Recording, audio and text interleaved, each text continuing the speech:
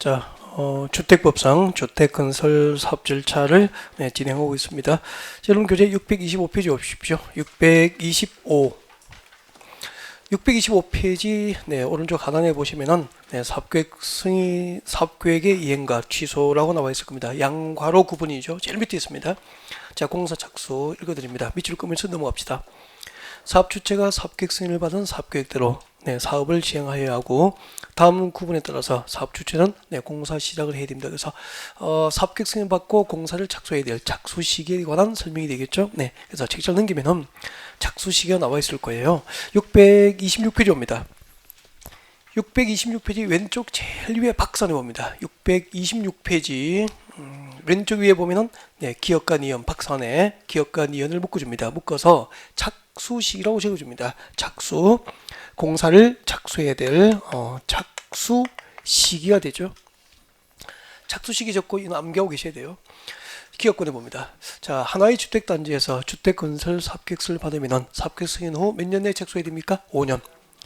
주택법상 사업계획 승인 받으면 5년 내에 착수. 건축법상 건축허가를 받으면 2년 내에 착수. 그렇게 되는 거예요. 자, 5년 내에 착수가 원칙인데 니은번에 봅니다. 줄 것이십시오. 공구별로 분할해서 사업계획서를 받은 경우입니다. 아까 공구 배웠죠? 공구별로 분할해서 1공구, 2공구 이렇게 공구별로 분할해서 주택건설 사업계획서를 받았다면은 최초로 공사를 진행하는 공구는 사업계획 승인 받은 날로부터 몇 년 내에 착수합니까? 5년 내 착수고요. 최초로 공사를 진행하는 공구 외의 공구입니다. 최초로 공사를 진행하는 공구 외의 공구니까 1공구입니까? 2공구입니까? 2공구. 최초로 공사를 진행하는 공구 외의 공구인 경우에는 해당 주택 단지에 대한 줄 것이십시오. 최초 착공 신고로부터 2년 내에 공사 착수를 해야 됩니다. 저 봐주실래요? 전체 공동주택 전체 건설시대 수가 600시대 이상인 경우에는 공사를 효율적으로 하기 위해서 공사 단위를 1공구, 2공구 이렇게 공구별로 분할해서 시행할 수 있게 됩니다. 맞죠? 그때 최초로 진행하는 공구 보통 이제 1공구부터 보통 공사를 시작하겠죠. 그래서 자, 공구별로 분할 시행할 때 사업계획서를 받았다면 분할 시행할 수 있도록 사업계획서를 받았다면 최초로 진행하는 공구 몇 공구죠? 1공구는 사업계획 승인 후 몇 년 내에 착수해야 됩니까? 사업계획 승인 후에 5년 내에 착수하는 게 원칙이에요.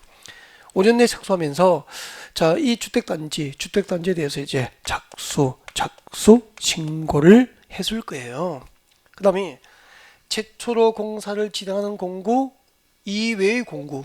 그럼 몇 공구죠? 여기선 2공구잖아. 2공구는 해당 주택단지에 대한 최초 착공 신고를 한 날로부터 몇 년 내에 착수하는 겁니까? 2년 내 착수 그렇게 되잖아. 그러면은 공구별로 분할하지 않고 하나의 주택단지를 대상으로 사업계획 승인 받은 경우에는 원칙이 아까 몇 년 내 착수입니까? 5년 내 착수가 원칙이라고. 단 공구별로 분할 시행할 때도 최초로 진행하는 공구는 5년, 최초로 진행하는 공구 외의 공구는 해당 주택단지에 대한 최초 착수 신고를 한 날로부터 2년 내 착수 그렇게 된다고. 그래서 이렇게 오면 되죠. 주택법상 사업계획 승인을 받은 경우 착수 시기는 5년, 2년. 맞잖아요? 전체를 보면 그거밖에 안 돼요. 5년, 2년 그렇게 된다고. 자, 이렇게 하시면 되고, 근데 잠깐만요. 그러면은 우리 건축법상 건축허가를 받으면 2년 내 착수해야 되나? 하잖아, 그죠? 2년 내 공사 착수를 안 하면 어떻게 되죠? 건축허가를 취소할 수 있습니까? 하여야 합니까? 하여야 한다 했거든. 근데 주택법에서는 이 착수 시기를 위반해서 사업계획 승인 받고 5년 내에 착수하지 않거나, 그리고 공사를 공구별로 분할하여 사업계획 승인 받은 경우 최초로 진행하는 공구는 사업계획 승인 받고 5년 내 착수가 없으면은 이때는 사업계획 승인을 취소할 수 있다가 아니고 취소하여야 한다. 진호할 수 있다가 아니고 취소하여야 한다가 아니고 할 수 있다. 취소할 수 있다. 이게 작년에 정답 결정했다고. 작년에 시험 문제예요.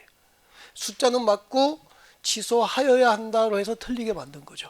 하여야 합니까? 할 수 있습니까? 할 수 있다. 그래서 이렇게 오시면 돼요.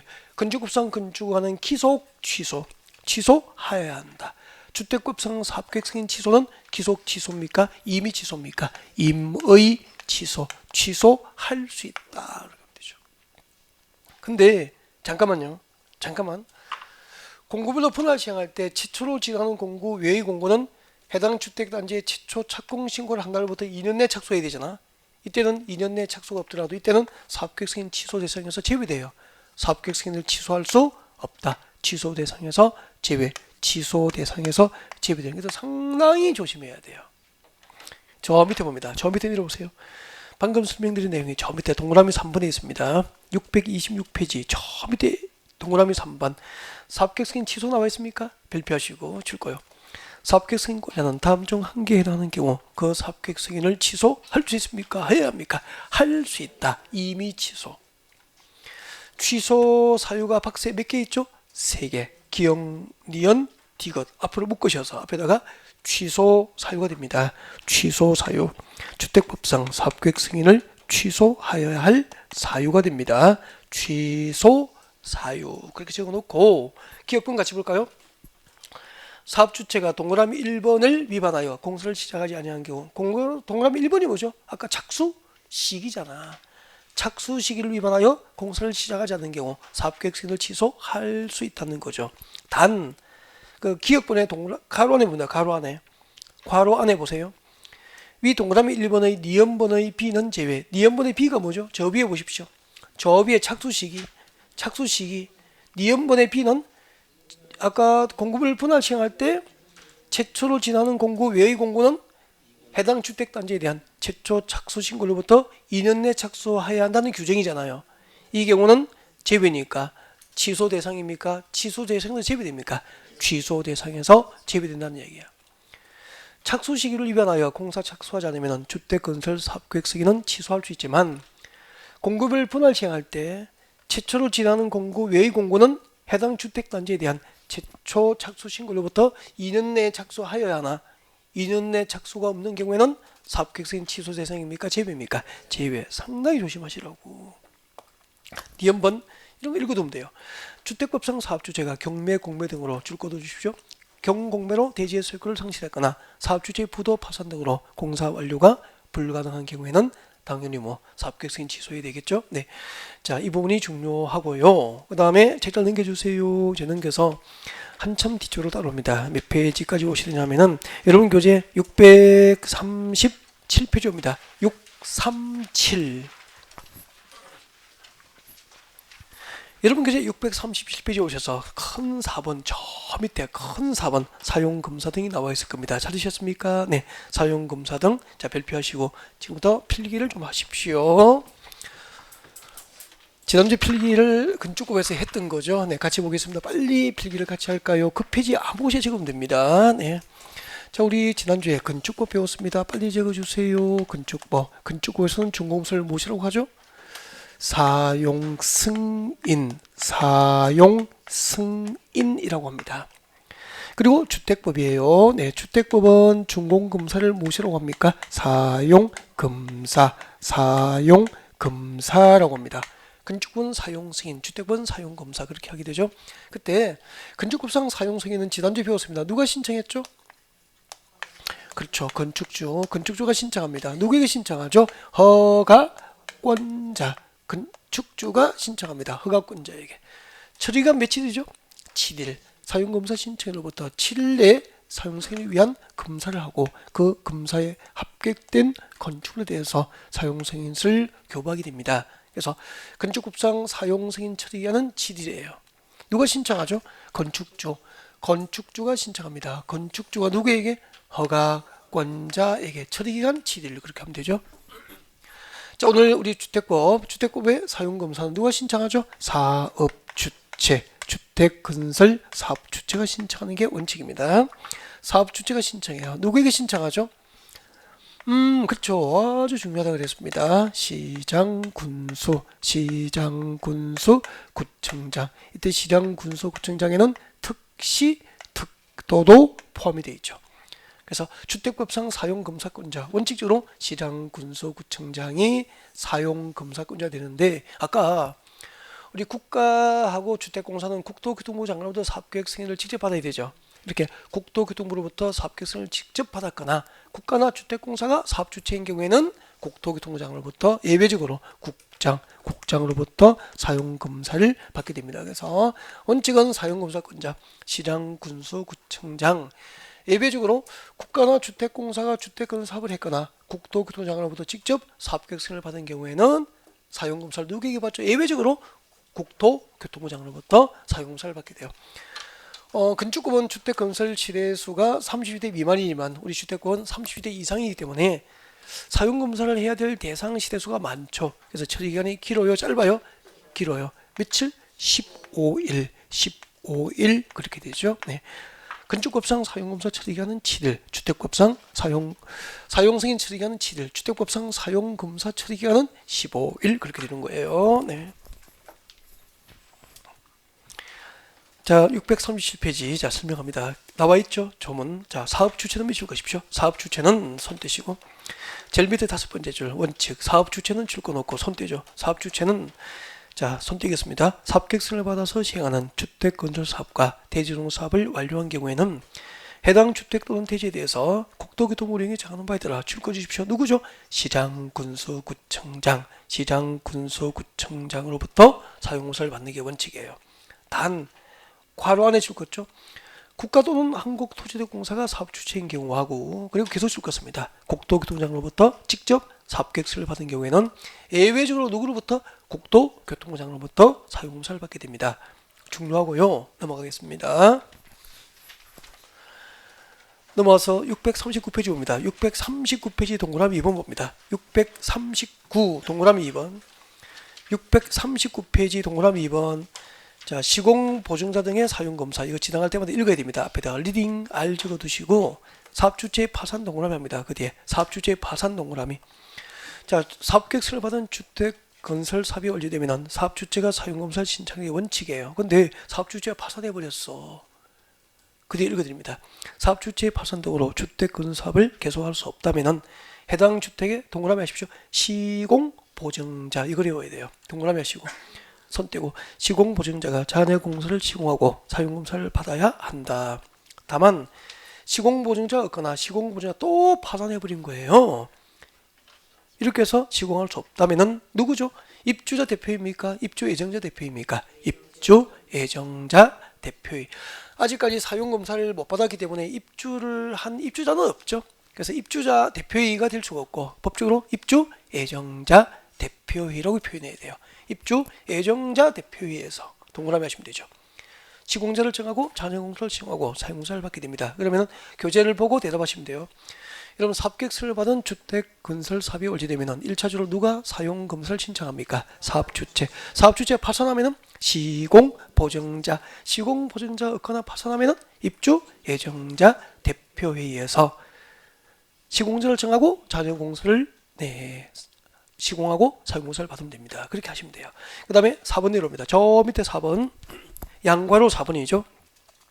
사용검사의 효과 사업주체 또는 입주예정자는 사용검사를 받은 후가 아니면 주택 또는 대지에 대해서 이를 사용하거나 사용하게 할 수 없다. 그 말은 사용검사를 받은 후 사용하거나 사용하게 함이 원칙이다. 그래서 사업계획서를 받은 주택 건설 사업이 완료되면 사용검사를 받은 후에 사용함이 원칙인데 예외가 있습니다. 대통령 령으로 정하는 경우로서 사용검사권자로부터 다음 줄 것이십시오. 임시 사용승인을 받은 경우에는 그러하지 않다니까 사용검사를 받은 후가 아니어도 사업이 완료된 주택과 대지를 사용할 수도 있고 타인에게 사용하게 할 수도 있다 그런 뜻이죠. 사용검사 후 사용원칙 예외적으로 임시 사용승인을 받으면 사용검사 전 사용 가능 그렇게 정리하면 되고요.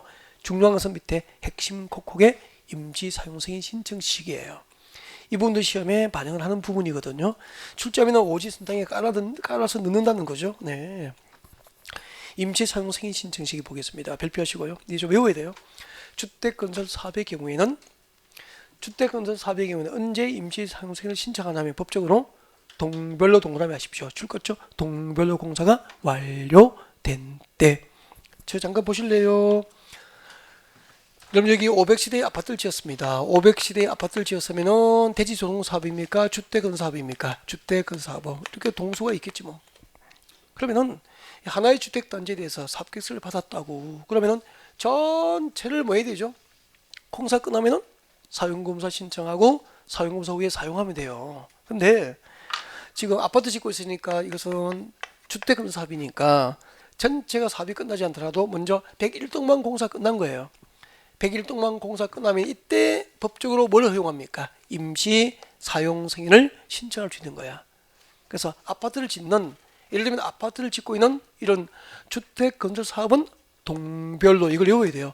동별로 공사가 완료된 때 임시 사용 승인을 신청할 수 있다는 거지. 그래서 주택 건설 사업의 경우 임시 사용 승인을 법적으로 허용하는 시기는 동별로 공사가 완료된 때. 그럼 10개 동이 있는데 101동만 공사 먼저 끝나면은 나머지 동은 공사 중이어도 법적으로 임시 사용 승인을 신청할 수 있다는 거예요. 알겠죠? 네. 그럼 이렇게 나오잖아. 공동주택의 경우에는 세대별 공사가 완료된 때 임시 사용 승인을 신청할 수 있다. 옮겼습니까? X. 세대별로입니까? 동별로입니까? 동별로. 건설지대수의 2분의 1 이상이 공사가 완료된 경우에, 동별 기준으로 건설지대수의 2분의 1 이상이 공사가 완료된 경우에만 임시 사용 승인을 신청할 수 있다. 다하게 속인다니까. 이걸 안 외우면 안 되는 거야. 이거 꼭 찍어줘야, 이걸 외워야 답을 찾을 수 있다니까. 주택건설은 동별로 공사 완료된 때 임시 사용 승인 신청이 가능해요. 속이는 건 다양하다니까. 그 다음에 여기, 근데 그럼 이제 100일 동안 공사 끝나고 임시 사용 승인 신청했어. 할 수 있죠. 법적으로 100일 동안 공사 끝나면, 그죠? 했는데 여기 나머지는 공사 진행 중이니까 레미코차도 오가고 크레인도 오가고 할까, 크레인도 막 하고 그래서 자재를 나르고 갈 거 아니야. 얼마나 위험해. 그래서 동별로 공사 끝나면 임시 사용 승인 신청할 수 있지만, 임시로 구경하는 집을 꾸며서 청약 상담도 하고 할 수 있죠. 그래서 101동에 101호만 구경하는 집으로 꾸며서 이거 청약 상담도 하고 청약 계약도 하고 쓰고 싶은 거야. 이럴 때는 임시 사용 승인 대상이 공동주택이라면은 세대별 임시 사용 승인을 할 수 있다 없다? 있다는 거예요. 그러니까 동별로 공사 끝났을 때 임시 사용 승인 신청하면은 세대별로 임시 사용 승인을 해줄 수 있는 거지. 세대별 공사 끝났을 때 임시 사용 승인을 신청할 수 있는 것은 아니다 이 말이야. 얼마나 어려워요. 자세히 나오면은. 그러니까 대충 읽으면은 답은 틀린다는 거죠. 그러니까 공법은 정확하게 알고 정확하게 집중을 수업에 해줘야 돼요. 그렇지 않으면은 별표돼 있고 열심히 외웠지만 답을 못 찾는 경우가 자꾸 생기는 거예요. 그런 과목이라고. 임시사용승인은 주택건설은 언제 임시사용승인을 법적으로 신청할 수 있죠? 동별로 공사가 완료됐을 때. 동별로 임시사용승인 신청했지만 세대별로 임시사용승을 할 수 있다 없다? 있다. 할 때는 세대별로 해줄 수 있는 거야. 알겠죠? 그래서 3번 해봐요. 임시사용승인 기준 등 박사네 핵심 콕콕의 3번 보십시오. 임시사용승인 기준 등 나와 있습니까? 그때 제일 마지막에 두 번째 줄 거죠. 이 경우 줄 거 주십시오. 임시사용승인 대상이 공동주택이라면은 나오잖아요. 동별로입니까? 세대별로입니까? 세대별로도 임시사용승인을 할 수 있다. 주택건설은 동별 공사 완료된 때 임시사용승인을 신청할 수 있고, 임시사용승인도 동별로 하여야 한다. 반드시 동별로 하여야 하는 것은 아니잖아요. 임시사용승인 신청은 동별 공사 끝났을 때 할 수 있지만 임시사용승인 할 때는 세대별로도 공동주택은 가능하다 이 말입니다. 아셨죠? 네. 그리고 다시 올라가요. 임시사용승인 신청 시기 1번. 그 다음에 무엇이 나와 있습니까? 대지조성사업. 그럼 잠깐만요. 대지조성공사를 할 때도 이거 편의상 구역을 하는가 봐. 1구역, 2구역, 3구역으로 나눠서 할 수 있다고. 이렇게 구역별로 공사가 진행되면은 원칙은 주택건설 대지조성사업을 할 때 사업이 전부 완료되면은 사용허서 받고 아파트 지어야 된다고. 근데 1구역만 공사 먼저 끝나서 구역별로 공사 끝났죠. 이 구역별 공사 완료됐을 때 대지조성사업은 구역별 공사 완료됐을 때 뭘 신청할 수 있다? 임시사용승인을 신청할 수 있다. 그렇게 되는 거예요. 그래서 외워놔야 돼. 주택건설은 동별로, 대지조성사업은 구역별로, 공동주택은 세대별로도 임시사용승인을 하여 줄 수 있다. 그 세 개를 외우는 거라고. 주택건설은 동별로, 대지조성사업은 구역별로, 그리고 공동주택은 세대별로도 임시사용승인을 하여 줄 수 있다. 그렇게 됩니다. 그 부분은 어떻게 출제가 되는지 아시겠죠? 네. 그 다음에 넘어갑니다. 여러분 교재 645페이지입니다. 645페이지. 645페이지를 그대로 펼쳐놓고 움직이면 안 돼. 645페이지를 그대로 두시고, 네, 이제 고개를 들면 됩니다. 손은 만지지 말고. 자, 앞을 봐주세요.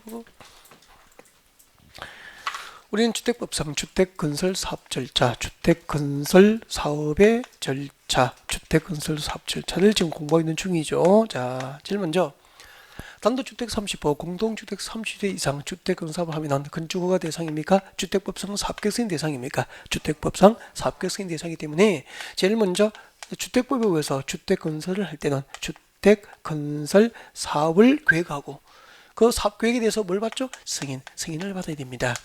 그때 우리는 여기서 주택법상 주택건설 사업계획 승인을 받아야 할 대상과 건축허가를 받아야 할 대상을 구별했습니다. 맞죠? 그 다음에 두 번째 뭘 공부했죠? 사업계획 승인권자, 사업계획 승인권자를 공부한 구조.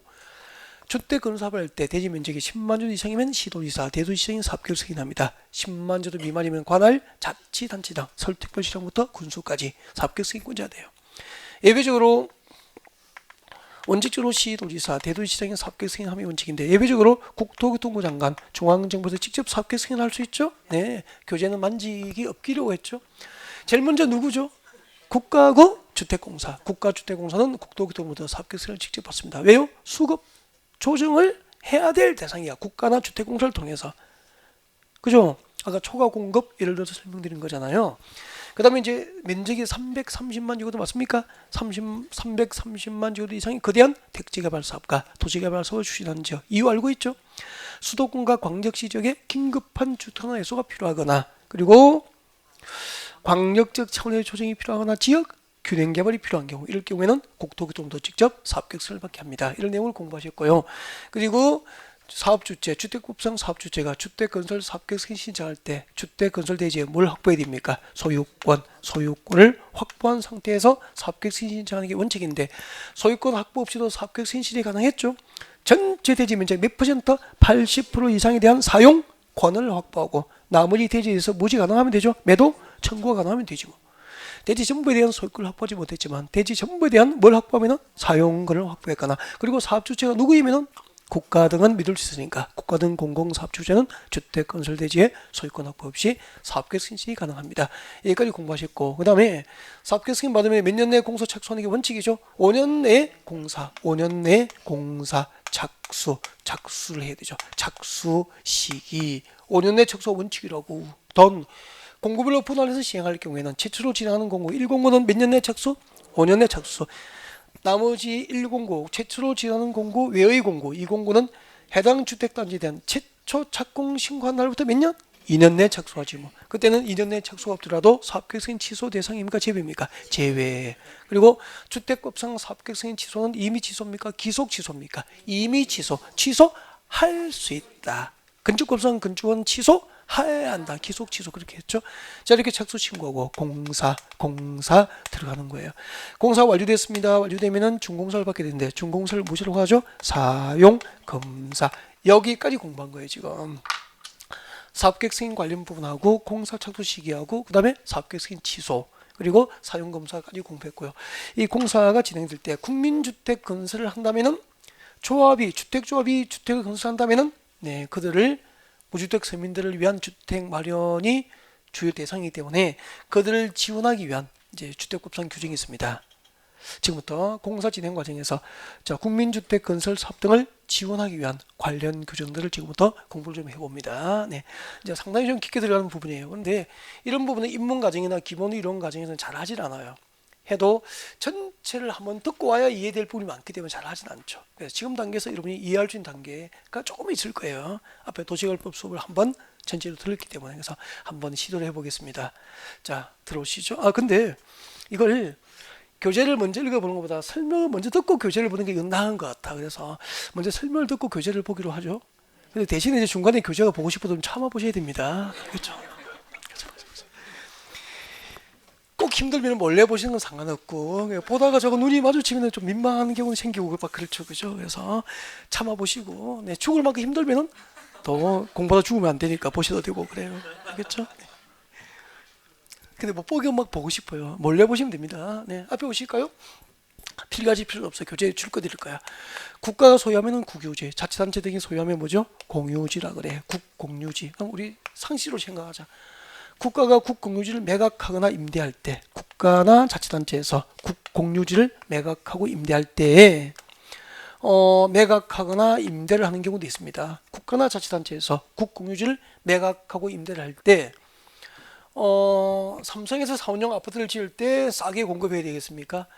주택조합이 아파트를 지을 때 싸게 공급해야 되겠습니까?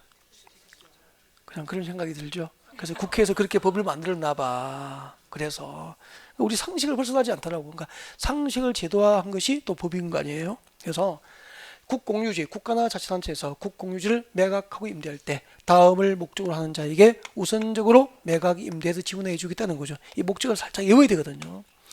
국민주택 규모입니다. 국민주택 규모는 주거전용 면적 85제곱미터 이하예요. 주거전용 면적 85제곱미터 이하니까 대형 아파트입니까? 소규모 아파트입니까? 소형 아파트, 소규모 아파트예요. 이렇게 국민주택 규모인 주택을 50% 이상 건설할 것을 목적으로 합니다. 그러니까 전체 아파트 시대수가 500시대 중에서 250시대 이상, 절반 이상을 주거전용 면적 85제곱미터 이하인 국민주택 이하로 주택 건설을 목적으로 하는 거야. 아니면은 조합이 건설한 주택, 주택조합, 조합이 건설하는 주택, 조합이 건설하는 주택 건설을 목적으로 하는 자에게 국공유지를 우선 매각하고 임대해서 지원을 해주겠다는 거예요. 다시 할게요. 국가가 자치단체가 소유한 토지를 국공유지라 그래. 그 국공유지를 매각하고 임대할 때 국민주택 규모의 주택을 50% 이상 건설할 것을 목적으로 하거나 주택조합이 건설하는 주택 건설을 목적으로 하는 자에게 우선 매각하고 임대해서 사업을 지원해 주는 거야. 근데 국공유지를 우선 매수하거나 임차한 자가 그날로부터 2년 내에 국공유지를 우선 매수하거나 임차를 한 자가 그날부터 2년 내에 세상의 약속대로 국민주택 건설도 하지 않고 국민주택 건설을 위한 대지 조성을 하지 않는 거예요. 이럴 경우에는 우선 매각했다면은 환매 조치해버립니다. 즉 매각했을 때 땅값 받았겠죠. 국공유지 매각 대금을 받았을 거 아니야. 받은 매각 대금을 이자 붙여서 지급해버리고 매각한 토지 소유권을 빼앗아가는 것을 환매라고 하는 거잖아. 그 다음에 우선 임대했다면 그 임대 계약을 뭐 해버리는 거죠? 취소. 임대 계약은 취소해버릴 수 있다는 거예요. 그래서 이런 구조는 지정할 때 쭉 읽으면 돼요. 읽으면 되고 이런 숫자를 살짝 바꿔서 출제한단 말이에요. 그러니까 누구나 모의고사 직전에 살짝 읽어보면 돼. 몇 번만 수업 들으면 된다고. 외울 것도 하나도 없고. 자, 교재 같이 읽어볼까요? 645페이지 5번 국공유지 우선 매각과 임대에 관한 규정입니다. 읽어보겠습니다. 국가나 자치단체는 그가 소유한 토지를 우리는 무엇으로 불렀죠? 국공유지라고 하는 거죠. 국가나 자치단체에서 국공유지를 매각하거나 임대할 때 다음 중 어느 한 개의 목적으로 목적이 박스 안에 몇 개 들어있죠? 3개. 그래서 박스 1, 2, 3을 묶어서 앞에다가 목적 줄거죠. 국민주택 규모의 주택을 몇 프로? 50% 이상 건설. 국민주택 규모의 주택을 50% 이상 건설할 것을 목적으로 하거나 동그라미 2번 저 뒤에 주택조합이 건설하는 주택건설, 주택조합이 건설하는 주택건설을 목적으로 하는 자에게 또 동그라미 1번과 2번에 해당하는 주택건설을 목적으로 대지를 조성하고자 하는 자에게 다시 올라갑니다. 다음 중 어느 하나의 목적으로 그 토지 국공유지 매수나 임차를 원하는 자가 있다면 그 자에게 우선적으로 국공유지를 매각하거나 임대에서 지원해 줄 수 있다 이 말입니다. 이해가 됐습니까? 앞으로 국가나 자치단체가 국공유지를 매각하고 임대할 때 국민주택 규모의 주택을 50% 이상 건설을 목적으로 하거나 주택조합이 건설하는 주택건설을 목적으로 하는 자에게 우선적으로 국공유지를 매각하고 임대해서 사업을 지원해 줄 수 있다 이 말이에요. 내려오십시오. 2번 국가나 자치단체는 국가 또는 자치단체로부터 국공유지를 우선 매수하거나 임차한 자가 몇 줄 것이십시오. 그 매수일 또는 임차로부터 2년 내에 줄 거면 되죠. 그 매수일 또는 임차로부터 2년 내에 손떼고 국민주택 규모의 주택이나 조합주택 건설도 하지 않고 그 주택 건설을 위한 대지 조성 사업을 하지 않으면은 어떻게 해야 되죠? 우선 매각 시 무슨 조치하죠? 환매 조치, 환매 동그라미 하시고 우선 임대한 경우에는 임대계약 취소 동그라미, 임대계약 취소를 할 수 있다. 그렇게 하시면 돼요. 됐습니까? 네. 그 다음에 책자 넘겨주세요. 책자 넘겨가지고 646페이지입니다. 646페이지 6번 이게 또 도전합니다. 환지 방식의 도시개발 사업으로 조성된 대지의 활용입니다. 도시개발법 수업을 1, 2월 과정에 들으신 분은 조금 이해가 될 수 있고 또 처음 오신 분은 이해 못해도 상관없습니다. 또 돌아오면 이해가 되는 파트니까 알겠죠? 이제 시작이에요. 자, 시작합니다. 자, 이 부분은 또 필기를 하지 않고 교재를 보고 설명드릴 거예요. 그래서 이번에는 제가 읽을 때 교재만 보시고 중간에 고개를 안 들었으면 좋겠습니다. 알겠죠? 이번에는 교재만 보셔야 돼요. 네. 중간에 제가 무엇을 하고 있는지 보시면 안 돼요. 네. 혼자 다른 짓 하면서 교재를 설명할 수도 있으니까 네. 쳐다보지 마세요. 자, 시작할 거예요. 자, 교재 봅니다. 세 번째 줄.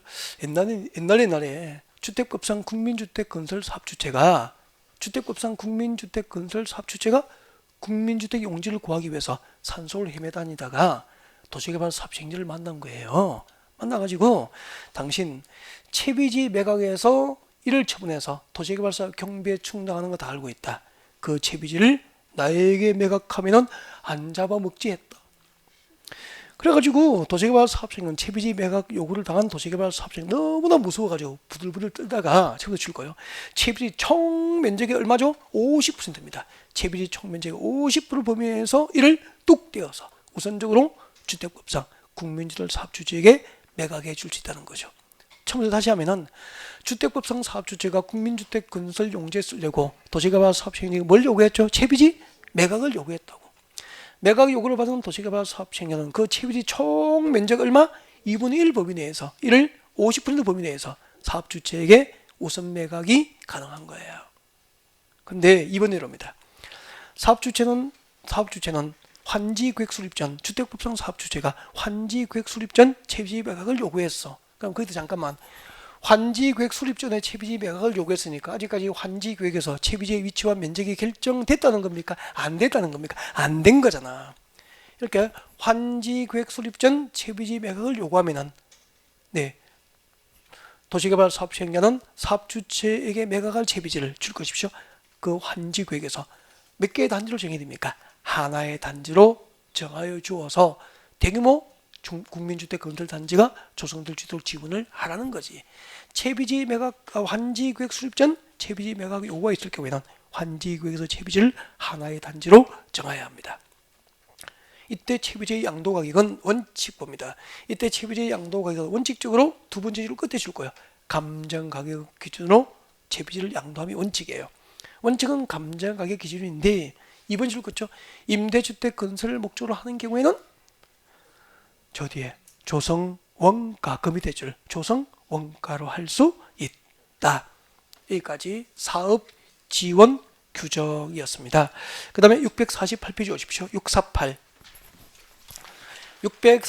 오십시오. 648페이지 05번 주택건설자금. 주택법상 주택건설자금이 3개가 있습니다. 뭐 주택상환사채도 있고 또 입주자 저축도 있고 국민주택사업 특별회계도 있는데 주로 95% 이상은 주택상환사채 위주로 시험이 나와요. 그래서 이제 주택상환사채 작년에 나왔고요. 그 앞에도 나오고 자주 나와요. 그래서 주택상환사채 별표하시고 648페이지 중간에 05번 1번 주택상환사채 발행 별표하시고 고개를 드십시오.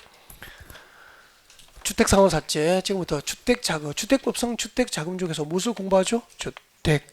주택상환사채를 공부합니다. 잠깐만 이야기를 좀 들어요. 주택상환사채. 이 주택상환사채 뭐냐면은 채권자에게 3년 내에 주택으로 상환할 것을 조건으로 발행하는 채권이에요. 그럼 나중에 여러분께서 주택상환사채를 가진 채권자가 되면은 원금과 이자를 돌려받습니까? 주택으로 상환받습니까? 3년 내에 주택으로 즉 아파트 입주권으로 상환을 받게 돼요. 근데 그 주택상환사채권자가 가지고 있는 이 주택상환사채권자가 받을 수 있는 아파트 입주권이 위치가 좋고요. 학군이 좋고 교통 여건이 좋고 하면은 프리미엄이 붙을 수도 있죠. 그때는 이제 주택 공급자적 교란을 막기 위해서 주택상환사채를 양도양수하거나 양도양수를 알선하거나 또 양도양수를 알선할 목적으로 광고를 못하도록 규제를 받게 됩니다. 그건 나중에 배워요. 그럼 일단은 주택상환사채를 가진 채권자는 원금과 이자를 돌려받습니까? 아파트 받습니까? 아파트로 상환. 3년 내에 주택으로 상환할 것을 조건으로 발행한 채권이라고 개념을 이해하시면 돼요. 그때 발행자가 누구라고 되어 있습니까? 교재 보십시오. 발행자가 한국토지주택공사 뭐죠? 주공. 그리고 또 누구라고 되어 있죠? 등록사업자. 한국토지주택공사와 등록사업자를 줄 것이고 누구죠? 발행자가 꼭 외워야 돼요. 한국토지주택공사와 등록사업자가 주택상환사실을 발행하게 됩니다. 네, 발행하게 되는데 설명 잠깐 발행자를 적어놓고 잠깐만요. 누구를 못 믿어요? 주택공사하고 등록사업자가 발행자잖아. 발행하면 끝납니까? 발행자는 채권자에게 주택으로 갚아야 됩니까? 3년의 주택으로 상환해서 갚아야 되잖아. 이때 주택은 주로 아파트, 아파트잖아 말하는 거잖아. 아파트를 말하기 때문에 둘 중 누구를 못 믿습니까? 주택공사는 국가 공기부니까 부도 내지는 않겠죠. 근데 등록사업자는 누구였습니까? 개인과 민간법인, 민간건설회사이기 때문에 부도 내고 채권을 안 갚을 수도 있잖아요. 그리고 또 물어볼게요. 개인은 아파트 시공 능력이 있어 없어? 개인은 아파트 시공 능력이 없습니다. 그러니까 현대건설 대표자는 그 법인 대표자로서 법인의 대표로서 그죠? 사업을 주도할 수 있는 거고 법상 사업 시행자가 될 수 있는 거지. 그 개인적으로 법인의 대표가 아닌 개인 자격으로 아파트 시공 능력이 있어 없어? 없잖아요. 그래서 개인은 아파트 지을 수 있는 시공 능력이 없다고 봐서 주택상환사실 발행 대상에서 제외돼요. 그럼 등록사업자 중에서 누구만 발행할 수 있죠? 법인인데 법인도 또 법인 나름이잖아. 그죠? 그래서 이때 법인으로서 보증을 받아야 됩니다. 법인으로서 부도 못 내게 보증을 받을 것. 보증을 받고 플러스 그리고 시공 요건을 갖춰야 되는 거죠. 시공 요건. 그래서 등록사업자가 주택상환사채를 발행할 때는 임의 발행입니까? 요건을 갖춰야 됩니까? 시공 능력이 있는 시공 능력을 갖출 요건을 법으로 정하게 된 거예요. 그 이유를 아시겠죠? 왜 등록사업자의 주택상환사채 발행 요건을 외워야 되는지를 이야기해 드린 거예요. 지금 왜 외워야 하는지를. 그래서 그 밑에 보면 박스가 나와 있다고. 등록사업자가 주택상환사채를 발행할 때 요건입니다. 자본금 얼마? 5억. 자본금 5억. 제일 밑에 나와 있잖아. 자본금 5억. 법인 개인입니까? 법인입니까? 법인으로서. 개인은 발행할 수 없다고 그랬죠? 법인으로서 자본금 얼마? 5억 이상. 그리고 건설산업기본법상 건설업 등록해야 됩니다. 줄 것죠? 건설업 등록할 것. 자본금 5억 이상일 것. 건설업 등록할 것. 그리고 3년간 연평균 주택 건설 실적이 300세대 이상. 둘 다 동그라미에요. 3년간 300세대 딱 외워야 된다고. 3년간 300호 이상 주택 건설 실적이 돼야 돼요. 3년간 연평균 주택 건설 실적이 300호 이상이 될 것. 이 세 가지가 등록사업자가 주택상환사채를 발행할 수 있는 요건이고요. 그 위에 읽어드립니다. 발행 요건 읽어드립니다. 등록사업자는 동그라미 1번이죠. 등록사업자는 자본금 자산평가의 기술력 등이 대통령령에 정하는 기준에 맞고 줄 것죠. 금융기관과 주택도시보증공사 등으로부터 뭘 받아야 되죠? 보증을 받고 발행해. 보증만 동그라미 해두면 되잖아. 보증받고 발행합니다. 이유는 알고 있죠? 부도 못 내게 갚아야 되니까. 그리고 발행 규모 제한을 받아요. 발행 규모는 등록사업자가 주택상환사채를 발행할 때 발행 규모는 줄 것이십시오.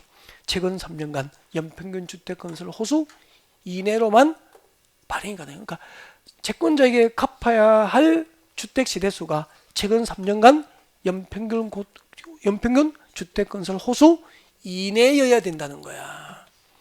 그럼 최근 3년간 연평균 주택건설 호수를 초과하여 주택상환사채를 발행할 수는 있어 없어? 없도록 발행규모 제한을 받게 돼요. 보증받을 것, 발행규모 제한을 받을 것, 그리고 법상 발행 요건을 갖추도록 한 거죠. 누구의 요건이었습니까? 주택공사입니까? 등록사업자입니까? 등록사업자. 그럼 바꾸기 가면은 등록사업자는 이와 같은 발행 요건을 주택공사는 이와 같은 발행 요건을 갖출 필요도 없고, 그리고 보증을 요건으로 하지도 않고, 발행 규모 제한을 받지도 않고 이렇게 해석해야 되는 거잖아. 나머지는 이제 쉬워요. 외우면 된다고. 줄 거 드리고 외우시면 된다고. 여기까지 하면 이제 기본적인 개념은 다 전달드린 거고요. 자, 나머지 이제 체크해 드립니다. 발행 절차 649페이지 4번. 오른쪽에 자, 주택상환사채 발행할 때는 두 번째 줄 거죠. 동그라미 1번에 주택상환사채 발행 계획을 수립하고 누구로부터 승인받죠? 국토교토 장관으로부터 승인을 받게 됩니다. 이런 거 외워야 돼요. 주택상환사채 발행 계획 승인은 누구로부터 받죠? 국토교토 장관의 승인을 받게 됩니다. 네. 그 다음에 저 밑에 5번 대로입니다. 주택상환사의 상환입니다. 상환. 이게 상환기간 출고해야 되죠? 기업과 니은 모두 별표합니다. 주택상환사채 상환기간은 상환기간 동그라미. 상환기간은 외워야 되죠? 몇 년을 초과할 수 없다? 3년을 초과할 수 없으니까 아까 이 법의 근거를 두고 제가 발행하면은 채권자에게 3년 내에 주택으로 상환을 해야 된다고 한 거예요. 2번. 자, 기업분의 상환기간. 자, 이때 기업분의 주택상환사채 상환기간은 언제부터 언제까지죠? 줄 것이십시오. 주택상환사채 발행일부터 아파트를 상환해서 갚으려면은 계약서 써야 될 거 아니야. 그 주택공급계약 체결일까지죠. 줄 거요. 사채 발행일부터 주택공급계약 체결일까지의 기간을 상환기간으로 하고 그 상환기간은 몇 년을 초과할 수 없습니까?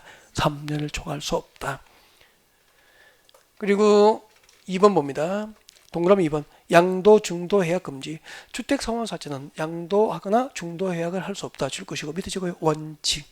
주택상환사채는 중도 해약이나 양도가 금지되어 있습니다. 다만 해외 이주등, 정당한 사유가 있으면 부득이한 경우 다음의 경우에는 허용하게 됩니다. 그래서 자, 부득이한 사유가 있다고 해서 중도나 양도가 허용되는 경우가 기역, 니은, 디귿이죠. 네, 묶어서 작년인가 재작년에 출시됐죠. 이것도 기역, 니은, 디귿 앞으로 묶어서 이것은 뭐죠? 양도, 중도 해약이 허용되는 경우입니다. 원칙은 안 되는데 예외적으로 양도, 중도 해약이 가능한 경우죠. 주택상환사채는 양도나 중도 해약을 할 수 없지만 양도, 중도 해약이 가능한 경우, 양도, 중도 해약이 가능한 경우 그렇게 적고 읽으시면 되고요. 그 다음에 3번 봅니다. 이것도 지나갈 때마다 읽어야 되죠. 주택상환사채를 상환할 때는 주택상환사채권자가 원하면은 본래는 주택으로 3년 내에 갚는 게 원칙이잖아. 근데 주택이 아니고 현금과 이자로 주택상환사채의 원리금을 현금으로 상환할 수도 있다는 거죠. 주택상환사채는 반드시 주택으로만 상환할 수 있고 원리금을 현금으로 상환할 수 없다. 옮겼습니까? X. 3년 내에 주택으로 상환하는 것이 원칙이지만 원하면은 채권자가 원하면은 네, 원리금을 현금으로 상환할 수도 있다. 읽고 지나가면 되죠. 읽어야 되니까 리딩 R 지나갈 때 읽고 지나가셨으면 좋겠습니다. 그리고 넘어갔습니다. 6번 주택상환사채 발행 책임과 조건이라고 나와 있습니다. 네, 동그라미 2번 발행 조건 너무 중요합니다. 동그라미 2번 저 위에 동그라미 2번 발행 조건 별표시가 너무 중요합니다.